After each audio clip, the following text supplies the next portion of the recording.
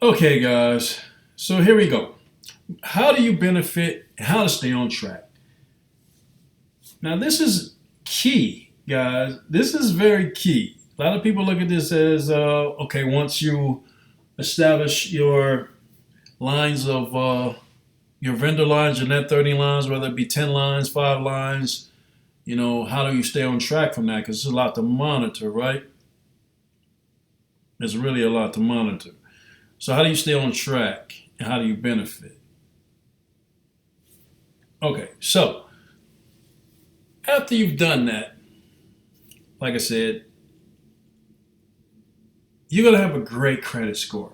Better than 70 to 80% of new businesses that's coming into trying to establish business credit because you've narrowed it down and you've done it to a science and you followed the pattern. And from that, you're going to benefit by getting creative business financing because the way that you set up your account to make it look like you're a responsible business owner who manages their credit well. So you're going to have easier access to creative business financing like credit card receipt advances, which is a great product, microloans, accounts receivable factoring, SBA loans, etc. Now, of course, for the SBA loan, you do have to give your personal credit because that is a government loan. However, you're going to have easier access to get those loans and access to put more money into your business by staying on track and benefiting and following the steps that we put together for you. Now, you're also going to get lower interest rates and lower business insurance premiums because you have established credit, you've established that you pay your bills on time. And then as a result of that, you definitely will see periodic credit limit increases, especially if you pay off the balances in full. And the thing about it is once you do that, you get those increases. But the good thing about it is you don't have to be a personal guarantee on as many credit applications because you've already established your business credit, which is phenomenal to do. Now, how do you stay on track? Because you got to think about it. You got all of these net 30 accounts, right? You're taking care of your net 30 accounts. You've set up the basic revolving accounts. So maybe that's 3 to 4 months down the line, all right? And you've done that and you've paid on time. Now, the next thing you want to do is install a calendar on your phone. If you don't have a calendar, most of our phones have a calendar on the phone. And all you got to do is add about 4 different times we're going to start applying for revolving credit cards. So after we got our 10 accounts, revolving accounts, I know it started with 5, but by the time you got 5, you've done that, you've paid those off, and you want to get 5 more. This thing with building business credit is not just about 5 things because you got to remember it's net 30. Once you pay for it, it's done. It's not like a revolving account where you pay for it every single month that you use the bill.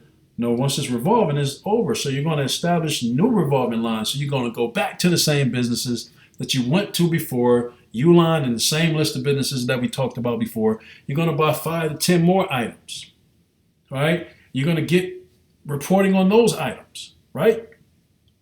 And so after you do that for the first 2-3 months, right? 3-month steps of threes. So 3 months, you got revolving credit for 5 the first month, 5 the second month, 5 the third month. You got 15 items that you paid off. Then you're going to make sure you got a paydex score, all right? So you're going to look at the paydex score. It should be 75, no problem, 75, no problem. Now you're going to add those revolving credit cards that we talked about on there. Those revolving lines that doesn't require a guarantor. You're going to add those on there, all right? You're going to pay those for two months or whatever. So now you're 6 months in the game, right? You got revolving credit. You got net 30s. Then 3 months later, you're going to add on your calendar, add revolving business credit. And 3 months later, you're going to add another revolving business credit. And 3 months later, you're going to add another revolving business credit. And 3 months later, you're going to do it again, up to 4 times, right? So by the time you do that, you're going to be in a great situation. See, after the 4th month of doing that, adding the revolving credit. Now I want you guys to reevaluate your business. Kind of like do an underwrite on your business. You want to make sure your company has the website. Check. Does your company show up on Google, top 10 searches when you Google your company name at this point? Check. Okay, great. Are your business licenses current? Check. Does your business name appear exactly as it is on your consumer credit reports? Check. Now, does your business have a 75 Paydex score or greater with Dun & Bradstreet? If it doesn't, then you need to open up more Net 30 accounts. See, that's the thing. Open up more Net 30 accounts, and you definitely want to spend at least a minimum of $50 on those Net 30 accounts.